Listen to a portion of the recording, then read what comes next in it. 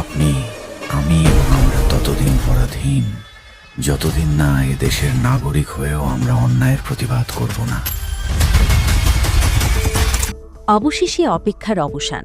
প্রকাশ্যে এসেছে শাকিব খানের বহুল প্রতীক্ষিত সিনেমা সোলজারের ট্রেলার। এই দেশ, এই জাতি আজ চরম দুর্দশাগ্রস্ত। এই দেশের প্রয়োজন সোলজার। মাত্র কয়েক মিনিটের এই ট্রেলার দেখেই দর্শকদের একটাই প্রশ্ন, এটাই কি হতে যাচ্ছে শাকিব খানের ক্যারিয়ারের সবচেয়ে বড় অ্যাকশন সিনেমা? কিন্তু ট্রেলারের শেষের একটি দৃশ্য এখন পুরো নেট দুনিয়ায় আলোচনার কেন্দ্রবিন্দু। প্রিয় দর্শক, দীর্ঘদিন ধরেই শাকিব খানের সোলজার সিনেমাটি নিয়েছিল ব্যাপক কৌতূহল। অবশেষে ট্রেলার সামনে আসার পর সেই আগ্রহ যেন আরও কয়েক গুণ বেড়ে গেছে।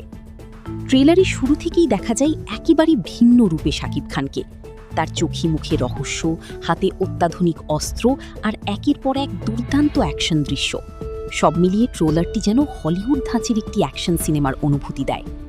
কিন্তু এখানেই শেষ নয়।